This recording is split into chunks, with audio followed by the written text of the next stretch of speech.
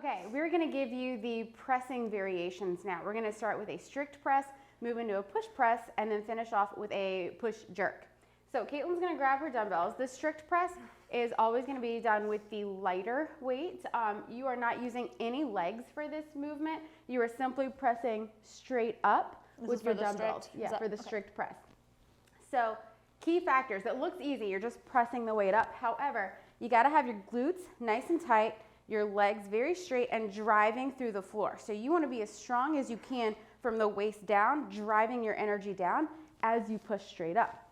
A couple other factors. Can you switch to the side? You do not want to lean back when you're trying to press up because that's going to put all the weight in your back. So you want to stay, you want to stay nice and tall, very straight. Think about having arms by the ears and eyes forward. You don't want to look up and you don't want to lean back for this movement.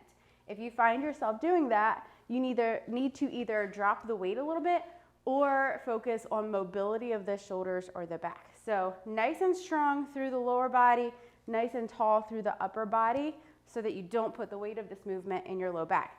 You can do this with 2 dumbbells or you can do single arm strict press. It actually feels a lot better when you are making sure you're strong in your core.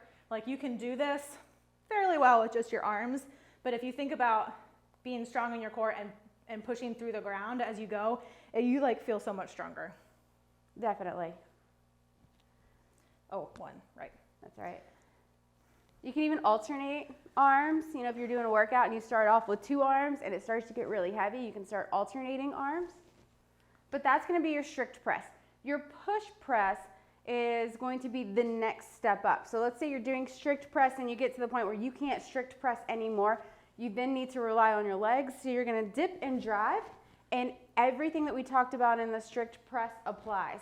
At the top, you're going to squeeze your glutes, tighten your core, especially as you're driving. That's going to help the weight move upwards. So at this point, you're trying to use your arms less and your legs more. So you're going to dip just a couple inches and then drive by squeezing your glutes and using your hips to let the weight go up. You can even get a heavier weight and do some single arm push press. As we move up in these presses, the weight that you can use should be able to move up heavier as well. And then the third press is a push jerk. This is going to be the heaviest weight that you are able to use. Caitlin's going to dip and drive just like the push press, but she's going to land underneath the weight. She's going to dip and come to full extension, and as her arms start to press up, she's going to come under the weight and then end up standing. Yeah, the movement isn't over until you have stood all the way up. So the goal of the push jerk is to not use your arms very much, but to use your legs for the entire drive. You're going to dip to get momentum, drive up with that explosive hip drive, but then as the weight starts to travel up, you don't want to use your arms too much. You just drop under and then stand up. So your legs are doing the majority of the work. Yeah. You can even do this single arm as well. Need to put the 1 down for that one. There you go.